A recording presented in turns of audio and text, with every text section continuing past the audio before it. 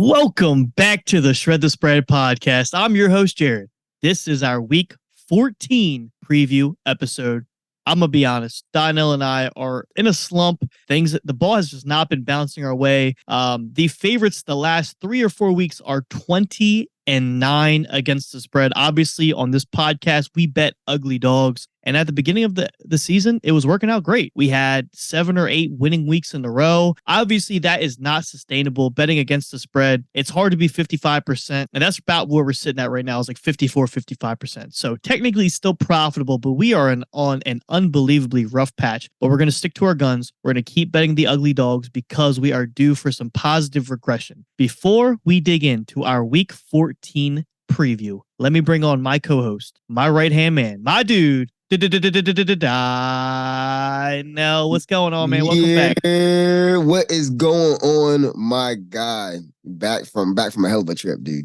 Hell of a fucking trip, man. That was fun. That was relaxing. That's exactly what I fucking needed to get back and go on a fucking winning week. Like I said, another rough week last week. Boy, those fucking Jets. There's something about the Jets in Atlantic City. They don't mesh right together, man. But that was definitely a rough week, man. Let me get my motherfucking shovel because we got to start digging deep into these fucking lines because these lines are garbage. Yeah, for those of you guys who are early look ahead, the early birds to the lines, you're going to be well aware that these lines have moved drastically. Obviously, there's some news that, teams are waiting on and, the books can't necessarily hang a number up there, but there are some spots that I liked on Sunday night, Monday morning, and they've moved. So we'll dig into that. We'll give you all the information you need to know. Without further ado, let's hop right into week 14. Let's go. All right, here we go. So in all likelihood, Deshaun Jackson's going to at least get a return. Deshaun Jackson gets a block. Are you kidding? Way downtown. Oh, what a shot from Curry. That is a disgusting act by Randy Moss. Leading us off for the contest, as always, these contest lines are half-point lines. I do not have the official contest lines. I guess they're going to come out Thursday morning now, but we'll just go with the DraftKings Sportsbook current lines. So if this first game, for example, Patriots +6 at the Steelers, that's either probably going to be 5.5 or 6.5 in the contest. Most likely, I'm going to say 5.5. Yeah, that's tough. But regardless, we're just going to talk about it as if it's 6. The total is 30 points, juiced to the under. So obviously the book is expecting an extremely ugly game. The Patriots have let up 10 points, 10 points, and 6 points the last 3 weeks. And believe it or not, they are 0-3. This defense has let up a collective 26 points in 3 weeks, and they have not won any of those games. Obviously getting shut out last week to the Chargers. If you would have told me that the Chargers, I think the line closed at 4.5. Sharp money came in on the Patriots last week. And if you would have told me the Chargers would have scored 6 points and covered the opening line at 5.5, that's just unreal. What a hell of a number by the book, but I guarantee you they were not expecting a 6-0 shutout. But with all that being said, this game is just, you're not going to see a lot of points. You're not going to see a lot of explosive plays. There's not going to be much variance. We have Bailey Zappi versus Mitch Trubisky on Thursday Night Football. And on top of that, it's Amazon Prime. I mean, Dynell, are you even going to watch this game? Bro, this is the one of the weeks where I'm kind of wish I didn't pay my fucking Amazon Prime subscription for this dumb shit. Cause I ain't gonna lie to you. Yeah, this is no. I have no taste and likes of this game. You're talking about a Steelers team who looked good on offense for 1 week, then went right back to shit. And then on top of that, had to replace their starting quarterback now, who was actually hurt, for Mitch Trubisky. And we've all have seen how that's turned out. There might be some potential he might put up a touchdown, but let's be honest. This Patriots defense has been playing like dogs all year round, every week. And their offense your offense is basically dead. They're a flopping fucking fish. They don't know who the quarterback wants to be between Mac Jones and Bailey Zappi. Well, of course, now it's Bailey Zappi because Mac Jones probably won't start for the rest of the year. Maybe even Malik Cunningham. There's some packages for Malik Cunningham, maybe. But like, what are we talking about here? Like, I don't even know what to expect. Honestly, I do know what to expect. I expect this shit to be, you know what? Fine. I'm gonna do it. 5-2. That's the game. 5-2. 5-2. I'll tell you what. If it lands on 5-2, I will eat my shirt. Yo. If it lands on 5-2, I'll eat my shirt. Yeah. That's wild. That would be a wild ass game. Yeah. I'm not going to take a side here. Probably just going to bet the under. Because I mean, neither of these defenses are forgiving at all, and none of these teams take shots downfield. So this is going to be an ugly game. Instead of rooting for touchdowns, you'll root for first downs. Let's move on to the Sunday slate. Now, this was actually one that I had a decent opinion in. On Monday, the line was 7.5 for the Rams. It has moved down to 7. The Ravens are at home, 7-point favorites. When this line opened up at 7.5, I was like, no doubt we want to be on the Rams here. Yeah. I'm sure it'll be 7.5 in the contest. Just historically, as a favorite, Lamar usually wins, but he doesn't cover. I think he's like 21-6 or something straight up, but he's like 12-19 or whatever, covering the spread at 6 or more or 4 more, whatever it is. It's something around that. So he wins these games, but he doesn't cover these games. So Cooper Kupp looks a little bit more healthy. He got into the end zone last week, I believe. Nakua, you see that 70-yard touchdown. They still have the explosiveness in the offense, and that's one thing that this Rams has is backdoor potential. I think they're going to hang around in this game. Kyron Williams, obviously being back, is solidifying that offense. They're moving the ball. They're getting first downs. If they can wear this Baltimore Ravens defense down, stay in the game, I think they'll have a chance to cover or stay in the game. I do think they cover. I think my early lean is Rams plus 7.5. What do you got, Dynell? Yeah, like I said, if you lean 7.5, you're giving me 7 points plus the hook on the Rams side, whose offense potential is still there. Granted, like I said, the Ravens defense is top notch, one of the best in the league. Don't give up big plays at all. I think they're first in yards per play on defense. I mean, we get it. This team is lights out, but let's not get it twisted though. This Rams offense is no pushovers either. Kyron Williams is back, and we've seen how much of a wonder that has done for this offense now. Puka Nacua played well the first half, got hurt, then played well again. I mean, he's been looking fantastic. Cooper Kupp is still trying to find his way through a little bit. I know he's a little banged up a little bit, but this is the third week since he came back from this injury. So I expect him to take another step. And honestly, yeah, like I said, I'm definitely if it's 7.5, bro, yeah, we're definitely in the Rams. Like you said, this is kind of like a no-brainer for us. Cool, I agree. The next game, see this one. Confliction is settling, but the Texans are traveling to the Jets. Jets are now 3.5-point home dogs. They listed Zach Wilson as the starter. This number was 6.5. I bet this at 6.5 on Monday morning. It's down to 3.5. When this line first opened, I was like 6.5. You got to be kidding me! Like, what are we talking about? CJ Stroud, the only game the Panthers won was at home against this Texans team. When the Texans go on the road, they're kind of a different team. They don't have much explosiveness. Like, they kind of look sloppy on third down. They don't look comfortable. And I think especially versus a top defense, in the Northeast, I mean, this is just I don't want to say this is a scheduled loss for the Texans because the Jets just don't know how to win games, but this is definitely a game where it's probably going to come down to, if the Texans want to win, they have to have a game-winning drive that probably ends up in a field goal. I love the Jets in this spot. Now, I'm very curious to see as to what the contest line is, just because there's been so much variance in the line, because this was at 6.5 and now it's down to 3.5. So I'm hoping we can get it. I think if it's at 4.5, we may take a stab. But if this is at 3.5, I don't think we can be on the Jets this week. I've got to look into this a little bit more, because obviously this value is going to shift towards the Texans the lower the line gets. I think this is definitely going to be one we have to know exactly what the line is. But if anybody hopped on this line at 6.5, this was probably one of my favorite plays of the week. Steal. Honestly, a steal. I mean, for me personally, like I said, I didn't really get a chance to bet it, but I was at work this morning. I was on Action App, just kind of, just looking at their lines, kind of see how we're moving. And this morning, the line was, I think on Action App, I think the best line was like plus 5.5. And I was sitting there thinking, yeah, maybe here to there, it's the Jets. I mean, I had bad luck with the Jets, da-da-da. But I started to think about it, right? Once they made the news that they were going back to Zach Wilson, I immediately was like, yes, now I want that. So yeah, if you played this early, you low-key got to steal. I honestly got to steal. But yeah, like Jared said, at 3.5, boy, like you said, man, you really, it's kind of a stretch. I want to say like more like a stretch. It's hard to swallow. Yeah, it's hard. Yeah, I can't. Like I said, these motherfuckers have done me dirty, backhanded me forward, back, Atlantic City last year and this year numerous times. So I'm a little, gun shy with this, but yeah, we might got to look a little bit No, we got to look a lot deeper into this line before I can put money in the Jets again, not going to lie. Yeah, I mean, especially last week, dude, we were rooting for the Jets to punt the ball. We were just hoping their defense would just back them up and make a play or give them good field position. Like we were begging the Jets to punt the ball because their defense almost put up as much points as the offense did. So, we needed a field goal for literally a whole half, and we just could not even get an opportunity for a field goal. So, the Jets are a hard team to bet, but obviously you have to play the number 3.5. I don't think if it's in the contest at 3.5, I don't think we'll be able to play it. But this next game at 3.5, we may be able to play it. I'm curious to see what your opinion is. The Chicago Bears at home plus 3.5 against the Lions. Talk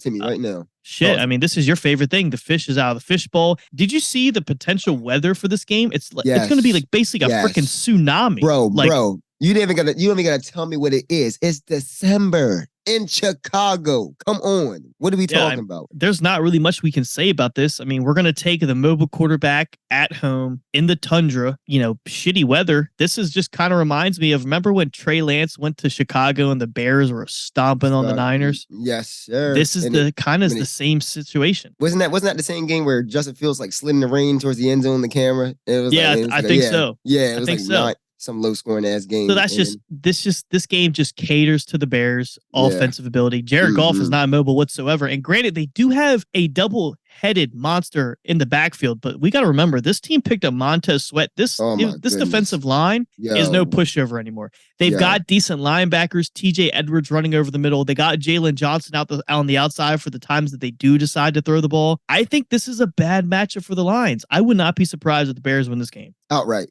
Honestly, and on top of that too, look at my name. This Detroit Lions defense just it's very right now, man. And like I said, this is definitely a prime Justin Fields spot. This is a very, very great Justin Fields props hit him. I feel like this is going to be a big week for him this week. Yeah, especially when Aiden Hutchinson feasts on quarterbacks that like to stay in the pocket. Right, that is completely the opposite of what Justin Fields is. So I agree with you. This is definitely one that I've got my eyes on. So let's move on to the Buccaneers and the Falcons divisional matchup. The Falcons are -1 at home. This line was 2.5, I believe. So it's definitely dropped in favor of the Buccaneers.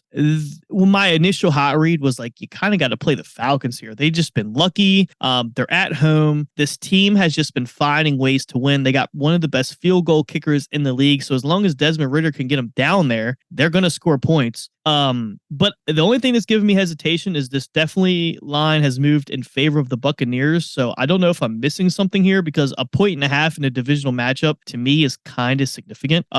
It's a low total at 39.5. So I mean, these points are going to be hard to come by. I don't know. I was leaning the Falcons, but I'm kind of backing up a little bit. Do you have any read on this initially? Initially, you know what's funny? When I initially saw this line, I was actually leaning more towards the Bucks for some odd reason. Jared, I love playing the fucking Bucks for some odd reason. It's just nasty NFC South football. I think the one thing on your side right now, I think the Atlanta Falcons are what are they in their division? Are they 3-0? I think they're actually undefeated in the division. I got to double check that. They're actually 4-2 in the division, so they're actually leading.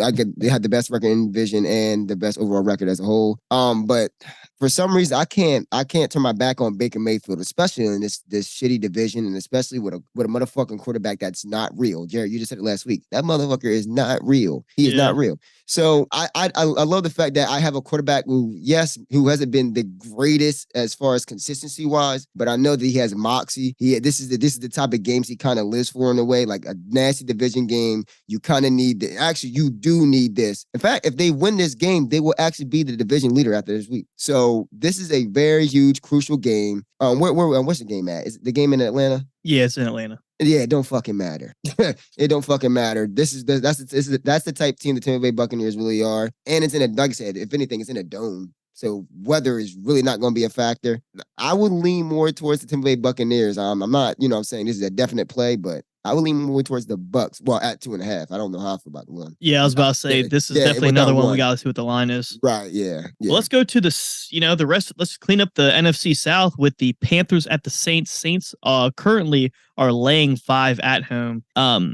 Dude, I mean, I know it's ugly. And how do we not take the Panthers here? The Saints as favorites I just feel like it doesn't happen. They don't cover as favorites. And if they just find a way to throw the game, Derek Carr, we don't necessarily know if he's going to be the quarterback this week. You've got Jameis Winston back there. The Panthers, they're just so ooh and ah. Like, I think they covered last week, but it took a 2-point conversion. Like, that's kind of what that team needs to cover is these fluky shit where they go for 2 and stuff. But I don't know. Like, I don't know. Like, they lost by 3 to the Bucks.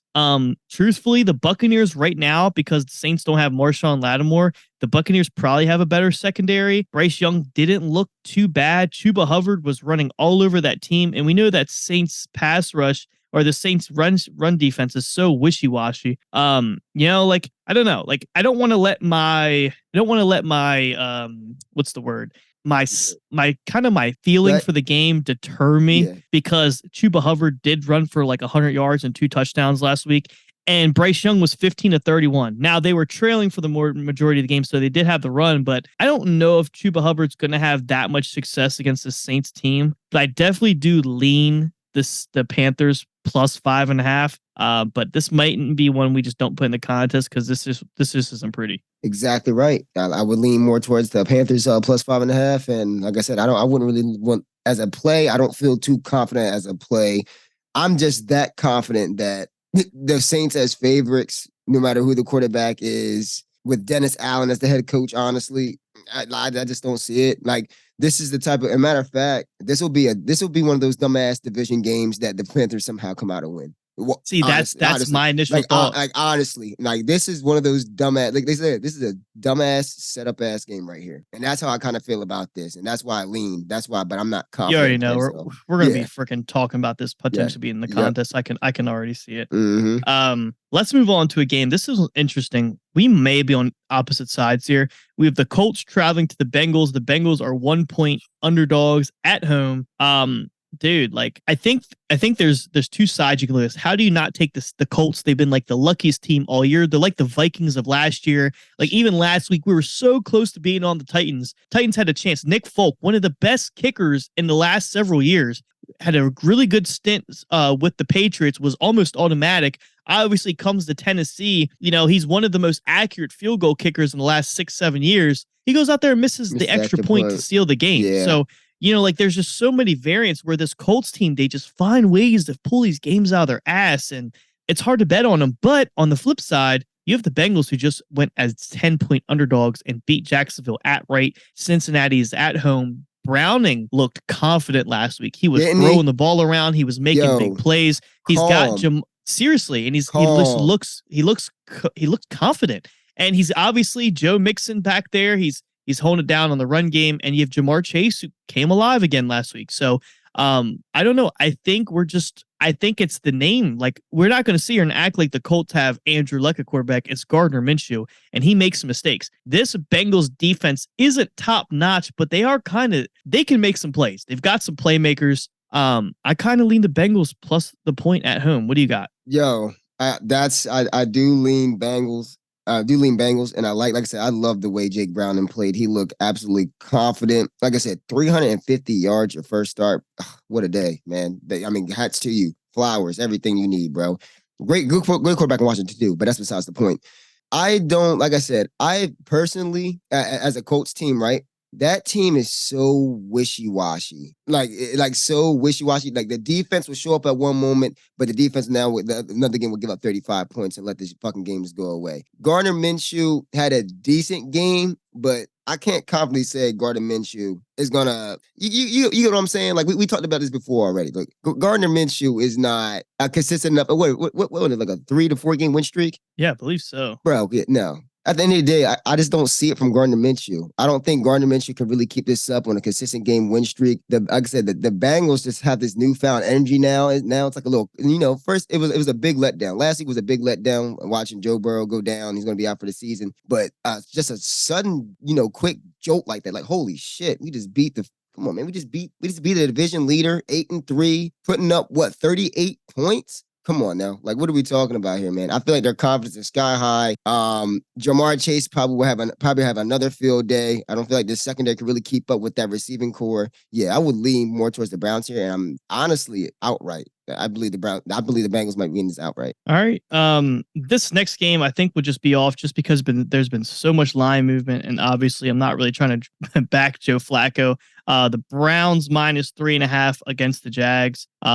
We don't necessarily rumors are saying there's some people saying Trevor Lawrence is out. Some people say it's going to be an uphill battle. He may play. If that's the case, I really don't want to have not half-assed, but half healthy quarterback against this Browns defense, especially when it looks like Denzel Ward is back. I think this is just one we stay off. I don't like either side. I don't exactly know what the contest line will be because of all the movement in the line. I mean, unless you feel strongly about either of these sides, do you? No. Like I said, you have the same intuition as I do. I really have no idea. Like I said, Joe Flacco did look decent, but yeah, he's still in the fourth quarter. Yeah, you can see he went back to. That's why. This is post 2008. I mean 2012. Joe Flacco. What do you win the Super Bowl back then? 2012, 2013. I don't fucking know. But yeah, we seen who he is. You seen remember with the Jets? One great week with 253 yards, and then after that, wow, dude turned back into a pumpkin. This next game, divisional matchup.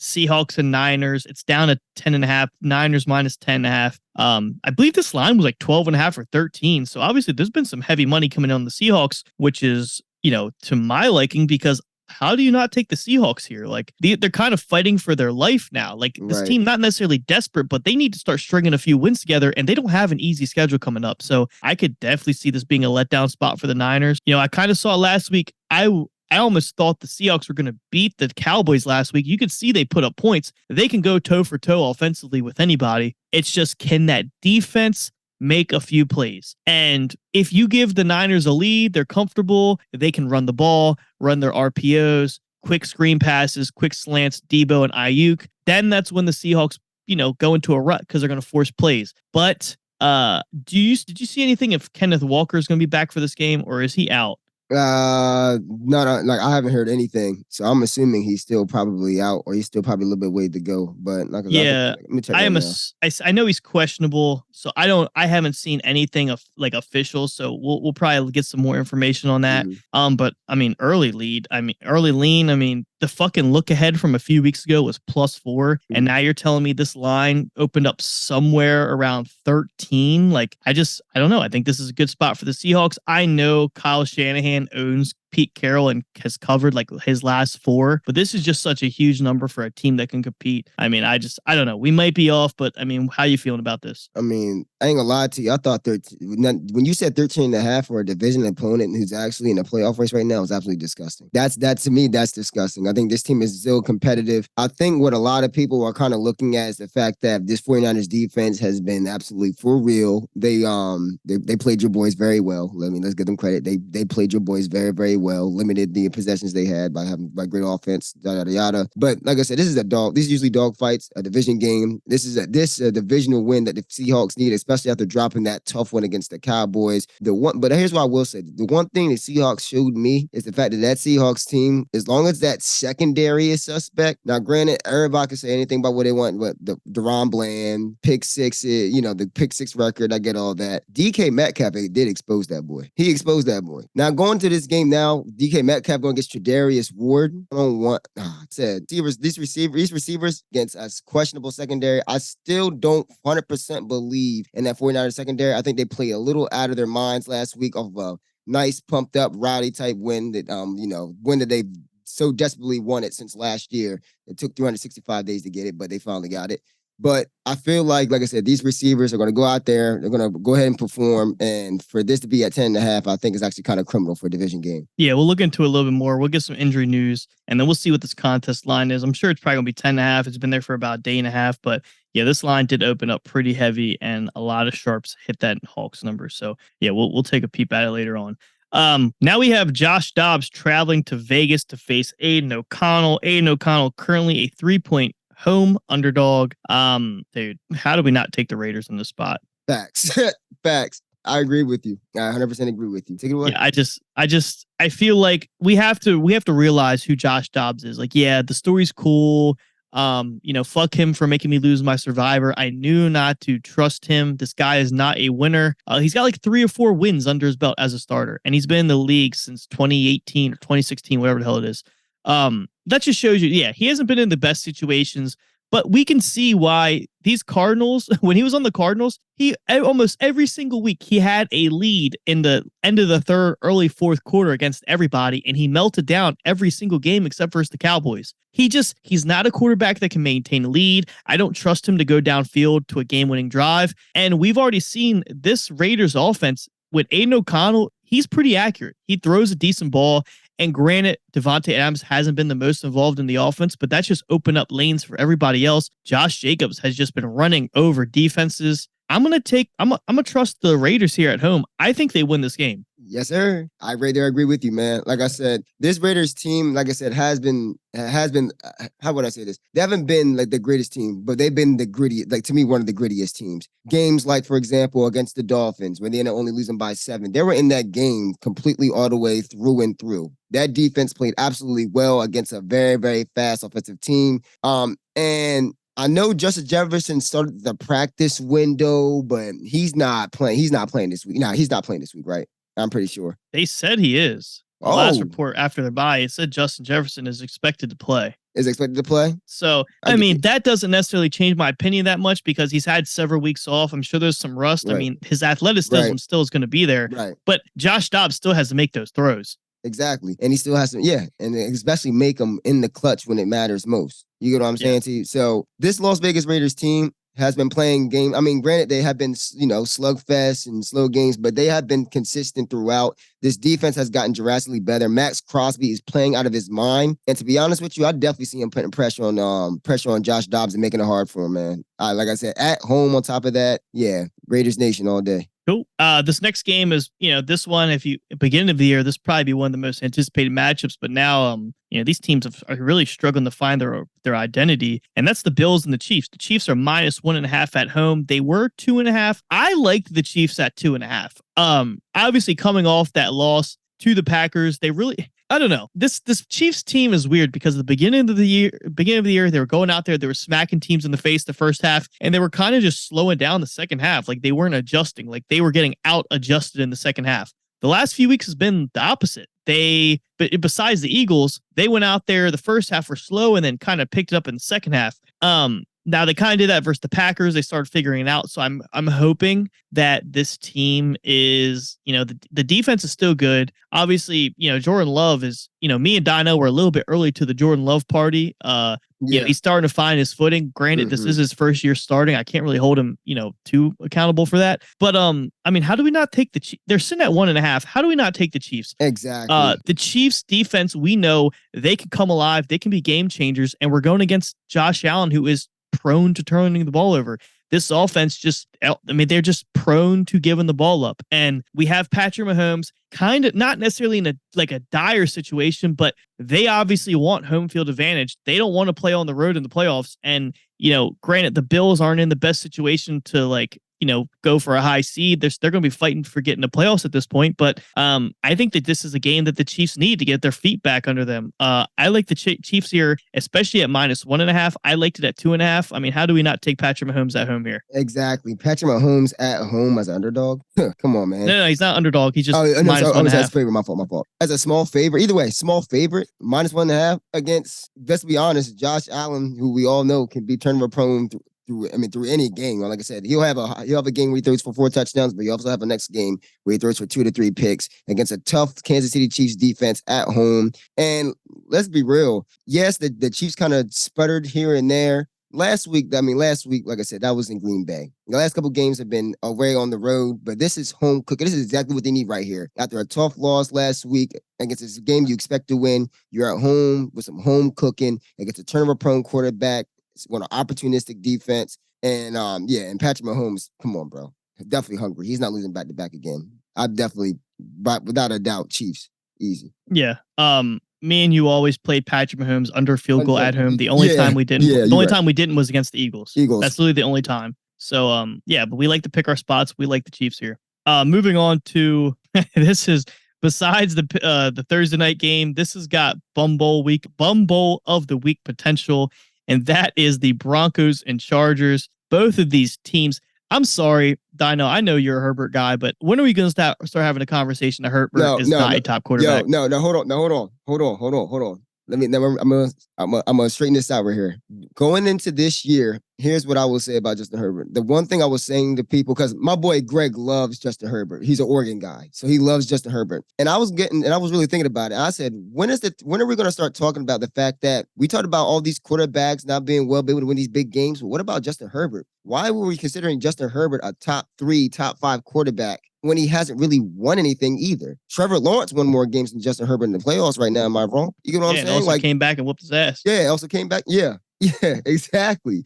So, granted, I think the scapegoat in this is kind of Braden Staley. So there's kind of some leeway there. I mean, let's be honest. He does have a bad coach. The coach is bad. The quarterback's bad. But my question is, are either of these? Oh, dude, I haven't been low on Justin Herbert for several seasons. I see he throws a nice ball, but he doesn't look like he's got it to me. He doesn't pass the eye test for me. Yeah, he's tough as shit. He played with that cracked rib, but like, dude, you've got Keenan Allen and Austin Eckler, and you put up 6 points against the Patriots. I don't care who the hell your coach is. You have got to get in the end zone at least one time. That's pitiful. Regardless, damn, my rant's over. We're here to pick a side. Do you like what? I'm off this game. I'm off this game. I'm not betting on Russell Wilson or Herbert, but do you like anything from here at 2.5?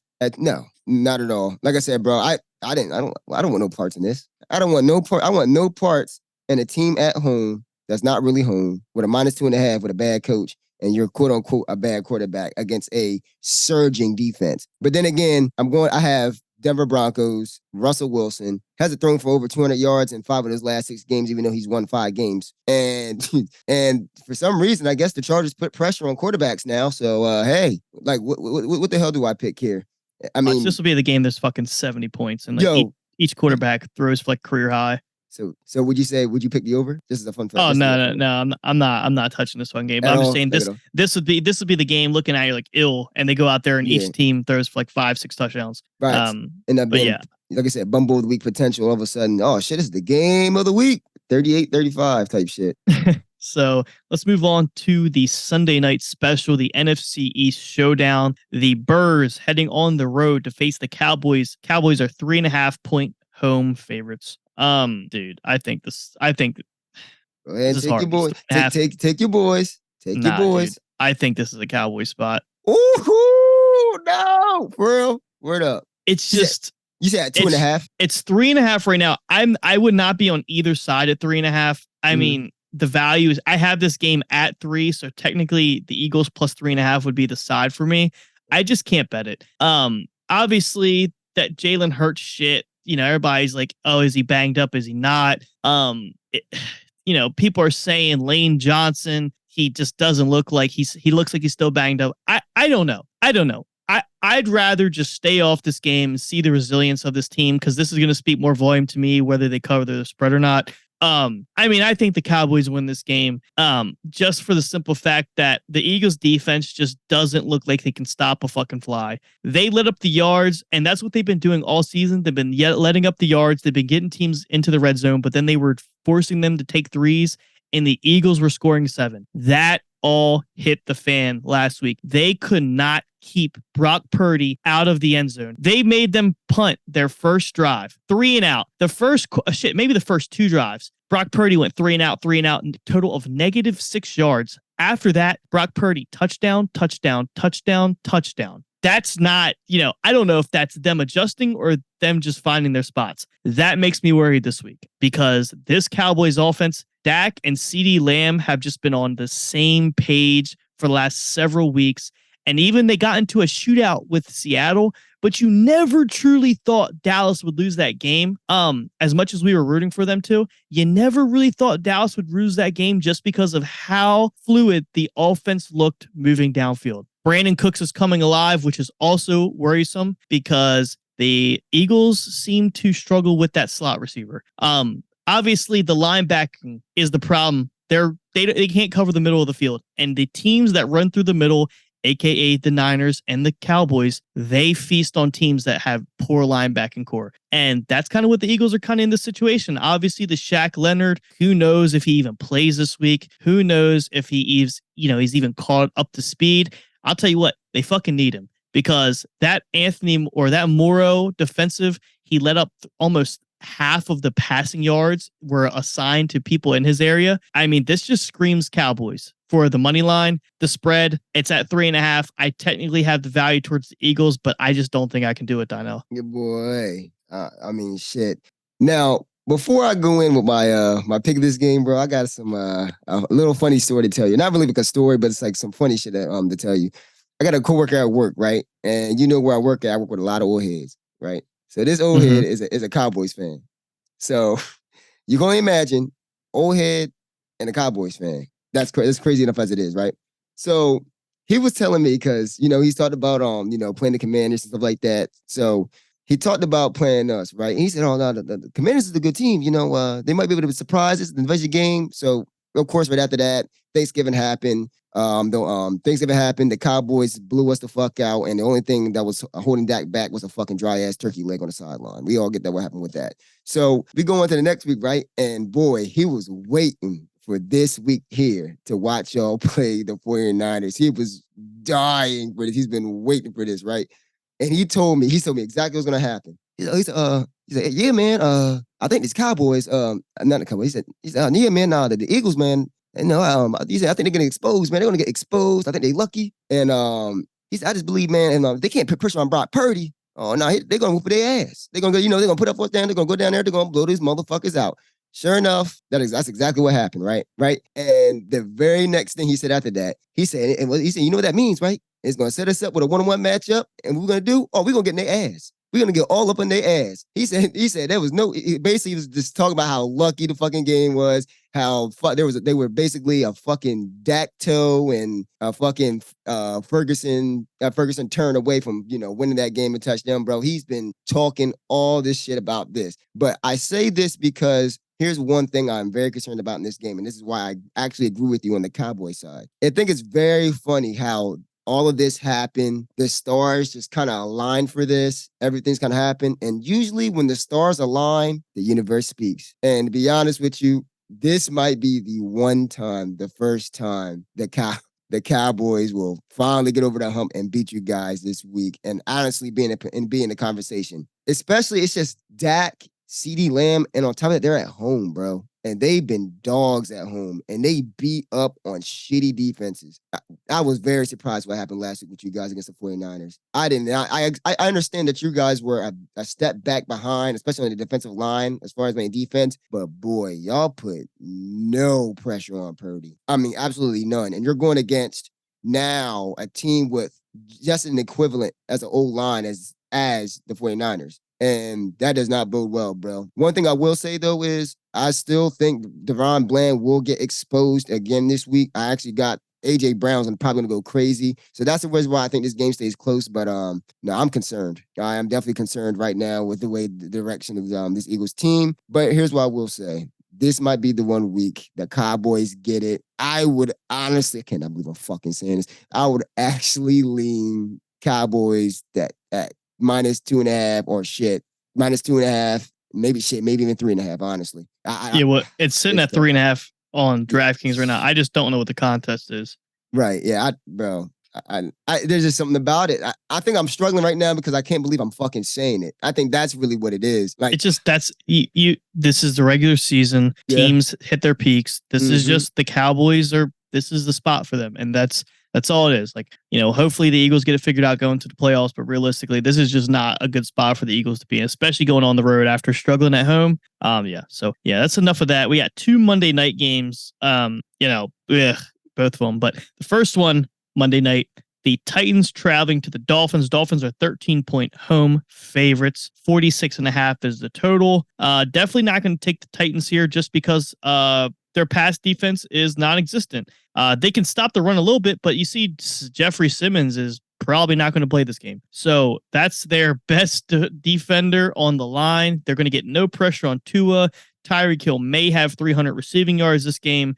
The Dolphins may put up 50 points. I am not interested on anything Titans. What about you? Now, hold on. Let's give respect to the Titans of Mike Vrabel. They will not play man like the fucking Commanders did last week and get fucking torched 3 times in a row by Tyreek Hill, bro. All right? So I will say that. But you're absolutely fucking right. Tyreek Hill will still, once again, probably get over 150 yards. Remember, wasn't the line for Tyreek Hill yards this past week for the Commanders like 108 or some shit like that? Yeah, I think it closed like 109.5. Yeah, over and under 109 yards. And that man just... Nuts. Fucking just at that shit it. in like the first 2 drives. Two catches. Mm-hmm. That man had 150 yards and 3 catches. Come on now. Like remember our preview episode for the conferences, I said Tyreek Hill to lead the league in receiving 10-1. Yes, sir. And you got that right. Listen, trust me. You got that. You hit that right on the fucking nail, dude. Like, honestly, but yeah, especially against shitty defenses, like pass defenses like this, bro. Come on, man. Yeah, they should feast. I think Dolphins roll here.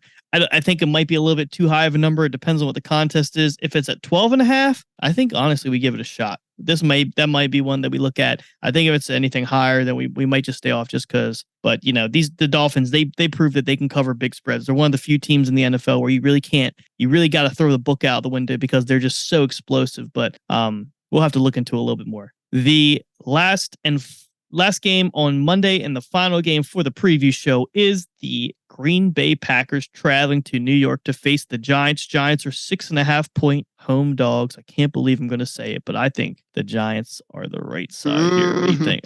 God, it's so ugly, but the Packers coming off of a big emotional win at home against the Chiefs. They go on the road. Giants coming off of a bye. I mean, this just screams like Giants they don't win. Giants don't win, but I just see them keeping it close. Like this just seems like one of those weird spots where the Giants aren't supposed to keep it close, but they do. Why do I agree with you?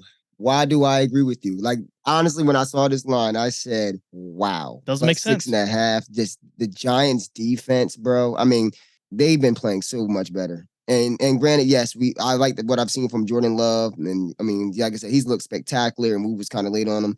But this might be a nice little gut check type game, against what you think is a bad team. They're going to come out here and they're going to fucking fight. I see this being honestly, what's crazy? At plus 6.5, it will probably be a 20-14 game. Honestly, maybe even be a 17 to 13 type game. Yeah, it's just the public has just been feasting so much because like anybody's gonna look at this like, I can get the Packers under a touchdown. Shit, give me them all the way. It's just not that easy to me. It just isn't, no, and I can't get that in my brain. And bro, I know the public has just been on an insane run, but this is just a spot where the Giants, I feel like you just gotta fucking take them, dude. Yes, sir. So I agree. Yeah, we definitely got some. We like a few of these games, but there's definitely some more that you and I are gonna look into. We really need to make sure we're gonna do a better job this week of the ones that are just ugly. Let's just keep them out. Let's pick our spots. Mm-hmm. I'm really kicking ourselves because last week we left the Packers out. Me and you both said we love the Packers. Yeah, last week. Plus 6. Yeah. But whatever. Facts. Hindsight's a bitch. But I'll tell you what, we're gonna find our spots this week. I feel like there's some good games we could target. We're just gonna weed out the shit, and we're just gonna go with our most confident picks. As we always try to do, but sometimes, your brain gets a little foggy. But Dynell and I will be back on Friday for our picks episode. We will also give out our Survivor pick of the week. Unfortunately, obviously, we are not in a ongoing Survivor, but you guys still would like to know our Survivor pick for those of you guys who are still competing. Obviously, next year, we're probably going to play in a handful of them. So once it gets to the end of the season, we can differentiate our picks. We don't have to go all in on Josh Dobbs again because that was a fucking heartbreaker. But regardless, Dynell, do you have anything you want to tell the listeners before we get out of here? No, nothing. Like I said, nothing really too important. But like I said, guys, tune in live. Definitely follow us at Shred the Spread. Get us going. Riz is up, man. Like I said, we're definitely ready for any feedback you want to give us, guys. Like I said, we're very, very open. And follow us for the content, man. Like I said, with all this sporadic movement of the lines and how much we're going to be talking about this week, trust me, we're going to definitely put some content out there that you don't want to miss. Yeah, obviously, if anything changes, we will post that on our Twitter at @ShredTheSpread_ for the Shred the Spread podcast. I'm your host, Jared. He's Dynell, and for our awesome producer, Tyler, this has been our Week 14 preview show. Until Friday, we'll see you. Peace.